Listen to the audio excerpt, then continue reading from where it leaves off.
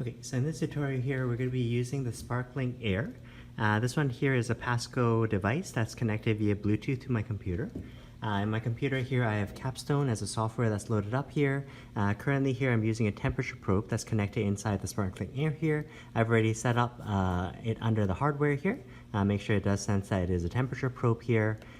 For our default setup here, I just have graphing the data on this side here. I've set up my X column, which is going to be time. My temperature I'm going to use as my Y column. The second column here, I also have a graph of it in real time here. And again, Y-axis here plotting temperature versus time. Okay. To start and stop a run here, you just press this record button here. I think by default here, it's set to sort of take the frequency here is 10 hertz, so that's how quickly it actually takes down the data.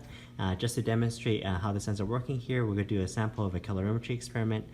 This one here is actually a temperature probe here. It's not the metal probe that we're used to for the metal thermometer. This one here is actually plastic. If your reaction isn't expected to be super hot or super cold here, these plastic ones will do fine. So I just have my styrofoam cup here. I filled it again with 50.0 milliliters of water here. I'm just going to stick my temperature probe inside first. I'm going to press run on my computer here. Okay. And what it's going to do, again, is going to plot in real time the temperature. This water here has been sitting out. Currently it's reading about 22.2 degrees here. It's a fairly steady line. You should be able to adjust the axes this way. There are some sort of auto scale features here if you play around with that a little bit more. But there we go. As time is ticking onwards here, it's giving me a good baseline. What I'm going to do is I'm just going to slide in a qualitative amount of ammonium chloride. I do expect the ammonium chloride here to be endothermic, so as this gets dissolved into the water, I do expect the temperature here to decrease. Okay, so hopefully that's going to start dropping on us here. I'm going to use a wooden stir stick here. We use wood because it's sort of less conductive than glass, hoping to keep all the temperature inside here. And again, what we can do is by dissolving this ammonium chloride, we can watch the temperature drop in time. So this would be a sample of a calorimetry experiment here. The powder is not dissolving very evenly here. So that's why I might expect to have a few bumps on the curve here. But assuming this powder here can dissolve a little bit more evenly with very gentle stirring, and assuming that I'm not knocking this thermometer too badly here, we do expect the temperature to have cooled down. And again, you can play around with it later on in terms of the scaling, in terms of the resizing. For a calorimetry experiment here, it looks like all that powder is dissolved now. Okay. We do want to leave it until it sort of settles out as baseline here.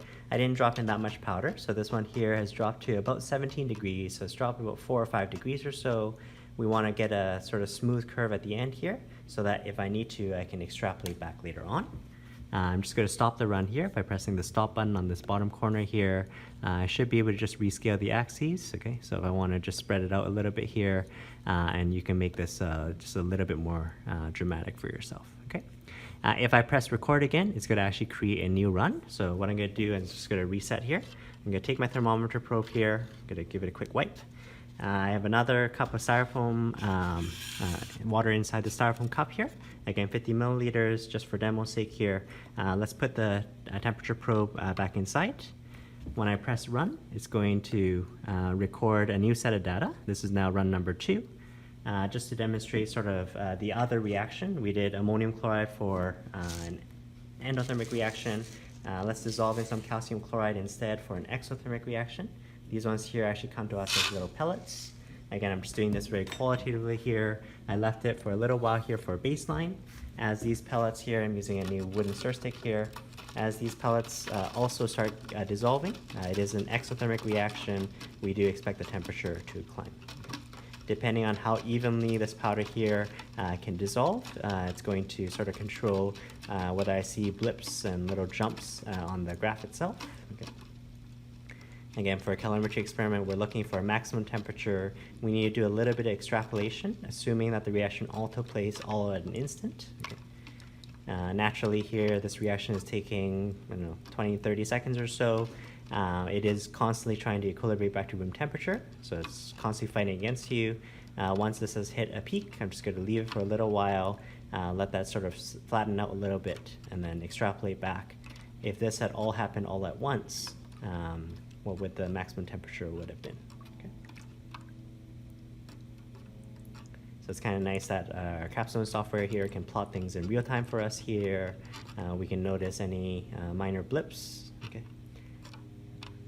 A little bit more sophisticated than just using a thermometer and just hoping for the best. Seeing the hottest temperature, we're actually taking down data points and it's graphing for us so we can see any anomalies. So, I'm just going to stop that run there. Okay. If I want to see both runs here, there's a tiny triangle here, so you can toggle which run do you want to see. I can see run number 1, I can see run number 2. Okay, if they were sort of on the same scale, I should be able to see both runs as well. Some other things that you can do is you can again do the scaling here, so show all the data. You can adjust your scaling, and again you can just play around with some of these options at the top. You can annotate, you can do some data analysis as well. Usually what we would do is we would maybe print off this graph here and then do the extrapolation by hand. Thanks guys.